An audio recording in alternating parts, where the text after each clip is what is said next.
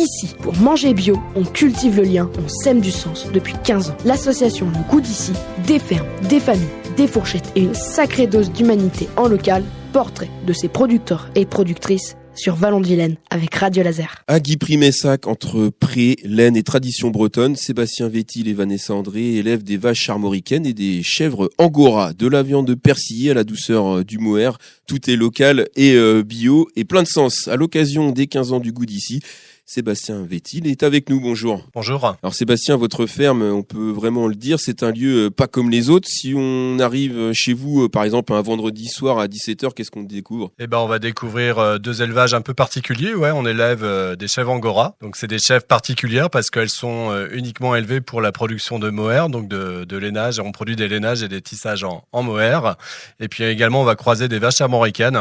Donc c'est une race locale bretonne qui a vraiment failli disparaître et qu'on a en nombre un petit peu sur la ferme. Là, on a une trentaine de vaches et donc on propose du veau et du bœuf sur la ferme et au Goût d'ici. Alors la transformation du mohair, on peut les retrouver où ces produits aussi ? Avant de parler on les retrouve sur le Goût d'ici, mais un petit peu partout. Alors c'est plutôt ma compagne Vanessa qui s'occupe de l'élevage de chèvres angora et donc elle fait des salons d'artisans. On a aussi une boutique qui s'appelle Made in Vilaine à Guipry-Messac qui est ouverte l'été, l'hiver.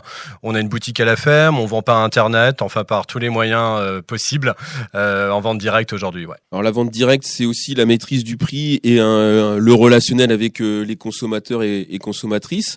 Est-ce que vous avez des retours en ce moment ? Oui, alors là c'est pas trop la saison pour la laine, on est au mois de mai et donc là c'est plus sur des ventes d'hiver, etc. Mais moi, comme vous disiez, pour nous, bien sûr qu'il faut vivre de son métier, et que la partie économique est importante. Mais par contre, nous on avait choisi la vente directe essentiellement pour la relation avec nos clients, la relation sociale. On voit beaucoup de monde, ça crée du dynamisme autour de la ferme, et pour nous c'est quasi vital, quoi. Vous avez choisi, vous l'avez dit, Sébastien Vétil, la vache armoricaine, une race presque disparue. Pourquoi d'ailleurs ce choix de simplement ? Alors c'est un choix de cœur, un petit coup de foudre avec la race. Faut dire qu'auparavant on était installé dans les Monts d'Arrée, dans le Finistère, et c'était vraiment la race qu'on retrouvait partout dans le Finistère, dans les Monts d'Arrée, dans le Nord Finistère. Et donc nous on avait choisi cette race à l'époque parce qu'elle était totalement adaptée au territoire. Et c'est une vache aussi qui s'élève à l'extérieur. On n'a pas besoin forcément de les enfermer en bâtiment l'hiver, etc. Qui fait justement une viande assez qualitative, qui est assez persillée et appréciée de la part de nos clients.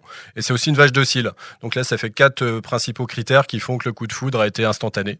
Et on a commencé avec 4 vaches et aujourd'hui, comme je vous disais, on en a une trentaine et il en existe 1000. Enfin, aujourd'hui, il y a 1000 vaches simplement total. Alors le veau rosé, il est élevé sous la mer, nourri, vous l'avez dit, à l'herbe. Ça paraît évident, mais c'est rare au final. Ouais, c'est assez rare. C'est vrai que des fois, on a des remarques là-dessus en disant « Oh là là, ta viande de veau, elle est bizarre, elle est un peu rosée. » Parce que les gens sont beaucoup habitués à manger du veau blanc, on va dire. Et la plupart de ce veau blanc, c'est des veaux qui sont nourris en bâtiment avec du lait industriel, ce qui donne pas de couleur à la viande. Donc pour nous, c'est pas vraiment du veau, justement. Le veau, c'est un veau qui va pouvoir boire le lait de sa mère, que c'est du bien-être animal, et qui va également pouvoir manger un petit peu d'herbe, ce qui explique la coloration de la viande, mais ça n'a aucune incidence sur la qualité. Alors on retrouve vos produits sur le site internet Le Goût d'ici. Le Goût d'ici, l'association fête en ce mois de mai c'est 15 ans. Ça représente quoi cette association pour vous ? Beaucoup, c'est notre quotidien presque, parce que toutes les semaines on se retrouve avec les collègues pour faire les paniers. On a aussi toute une partie de gouvernance qui est importante. On a des réunions, etc. pour gérer l'association. C'est Vanessa, ma compagne, qui est présidente, donc ça c'est important aussi dans sa vie, dans son activité. Puis c'est comme je vous disais, c'est beaucoup de relations humaines, au-delà de vendre nos produits en commun. C'est aussi des fermes qui se mettent ensemble pour travailler en bonne intelligence et qui permettent à des gens d'accéder à des produits bio sur le territoire. Donc c'est une belle aventure humaine et qui nous occupe quotidiennement. C'est vraiment une prolongation de notre ferme. Ouais. Alors avant de se quitter, deux questions. On sent l'enthousiasme dans votre discours. C'est quoi qui vous anime le matin avant de retrouver vos bêtes ? Alors le matin, qu'est-ce qui m'anime ? Déjà de se retrouver dans la nature. Pour moi, c'est hyper important de sortir de ma maison et d'être dehors. Je suis quelqu'un qui adore être dehors et j'ai fait le choix de ce métier essentiellement par rapport à ça, je pense. c'est le contact à la nature.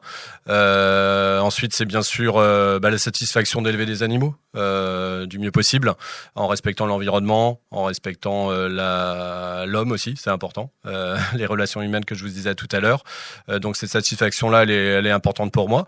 Et je sais plus, vous vouliez encore un autre Non, tout simplement, c'est votre réponse. Voilà, c'est ça, c'est l'enthousiasme d'être dehors et d'essayer de travailler du mieux possible en respectant l'environnement. Ouais. Une question pour finir que j'ai posée aux productrices et producteurs qui se sont enchaînés dans notre studio depuis le début de la semaine.